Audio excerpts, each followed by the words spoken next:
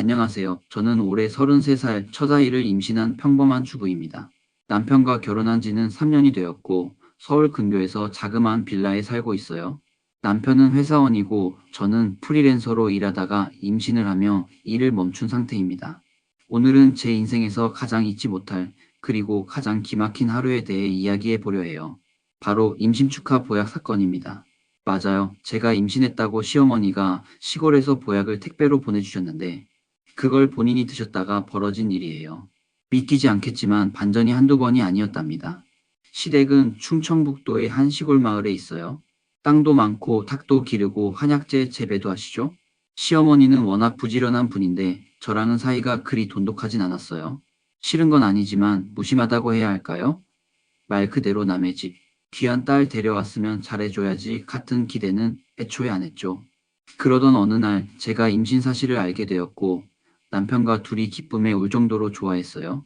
마침 산부인과에서 태아 심장 소리도 들은 참이라 정말 신나서 시댁에도 전화를 드렸죠. 어머니 저희 아기 생겼어요. 그랬더니 전화기 너머에서 들려오는 말. 어머머머 아이고 기특하다. 기특해. 그래야지. 그래야 우리 집안에 복이 오지. 내가 당장 보약 하나 해줄게. 걱정 말고 잘 챙겨 먹어. 알았지? 그렇게 며칠 후 시어머니가 택배를 보내셨고 박스를 열자 직접 고르셨다는 각종 약재와 함께 임신 축하라고 삐뚤빼뚤 적힌 편지가 있었어요. 오타가 있었지만 그게 또 정겹게 느껴졌죠. 보약을 받고 기분 좋게 전화도 드렸어요. 어머니 보약 잘 받았어요. 임신 축하라니 너무 귀여우세요. 아이고야 글자가 잘 안 보여서 그래도 네가 웃으니 다행이다. 체하지 말고 하루 2번 식후에만 먹어. 보약은 검붉은 액체로 진하게 달려져 있었고 밀리리터 단위로 표시된 작은 병에 담겨 있었습니다. 밀리리터로 변환했습니다. 그런데 정작 저는 입덧이 심해서 도저히 그 냄새조차 맡을 수 없었어요. 첫날 한 모금 마셨다가 바로 토해냈고 그 뒤로는 감히 병 근처에도 못 갔죠. 며칠 후 시어머니께 전화가 왔어요. 보약 잘 먹고 있지? 어머니 제가 입덧이 너무 심해서 아직은 좀 힘들어요. 그 말을 듣자마자 시어머니는 조금 침울해지셨어요. 아이고 그럼 아깝게 하긴 내 몸이 먼저지. 그럼 그건 내가 먹어야겠다. 괜히 상하게 둘 바엔. 그리고 그 다음날 충격적인 일이 일어났어요. 그날 저녁 남편이 퇴근하자마자 급히 저를 불렀어요. 여보 큰일 났어. 어머니가 쓰러지셨어. 네, 무슨 소리야? 어제까지만 해도 멀쩡하셨잖아. 알고 보니 어머니가 보약을 드신 지 이틀째 되던 날, 갑자기 가슴이 답답하고 호흡이 곤란해지면서 동네 병원으로 실려가셨다는 거예요. 처음엔 심장 문제인 줄 알았는데 병원에서 혈액 검사를 하고 MRI까지 찍더니 예상 밖의 진단이 나왔답니다. 중추신경계에 이상 반응이 있었어요. 약물성 중독일 가능성이 높습니다. 그 말을 듣고 다들 경악했죠. 약물성 중독? 대체 어디서? 뭘 잘못 드신 거지? 남편과 저는 급히 시골로 내려갔고 어머니는 병원 침대에 누워 계셨어요. 의사 선생님은 조심스럽게 말을 꺼내셨습니다. 혹시 최근에 복용하신 약이나 보약이 있습니까? 그제야 남편이 제 보약 이야기를 했고 병원 측은 잔여 용량을 가져오라며 검사를 요청했어요.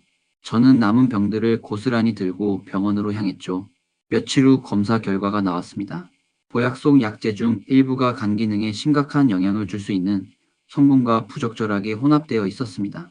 특히 어르신처럼 고혈압 약을 복용 중인 분께는 독이 될 수 있는 조합이었어요. 충격이었어요. 더 충격적인 건 그리고 이 조합은 일반적으로 임산부용이 아니라 노년기 활력 보충용으로 잘못 배합된 듯합니다. 예, 임산부용이 아니었다고요? 네. 혹시 약재를 탕약방에서 지으신 건가요? 그 말을 듣고 저는 시어머니에게 물었습니다. 어머니 이 보약 어디서 받으신 거예요? 그러자 어머니는 민망한 듯 웃으며 말씀하셨죠.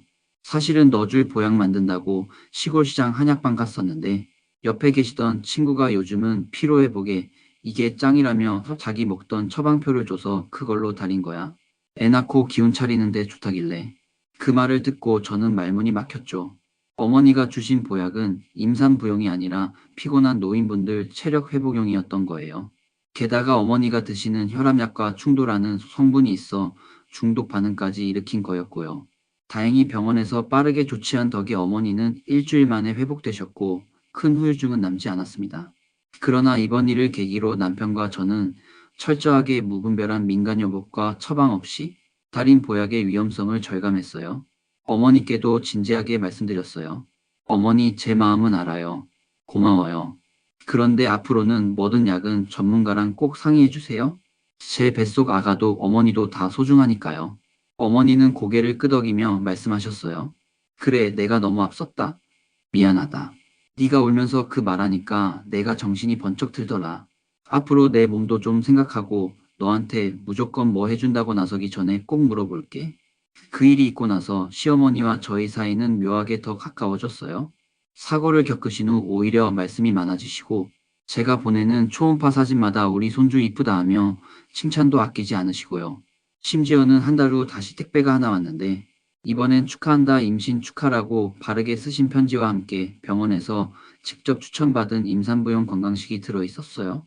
브로콜리즙, 대추차, 저염 미역국 재료 그 정성이 더 감동이었죠. 그 뒤로 저는 어머니를 반전의 여왕이라 부르게 되었답니다. 인생에서 어떤 일은 정말 예상치 못한 방식으로 흘러가곤 하죠. 저는 이번 일을 통해 정성과 과잉은 종이 한 장 차이라는 걸 뼈저리게 느꼈어요. 어머니의 진심은 진심대로 감사했고 그 경험은 또 제게 소중한 교훈이 되었어요.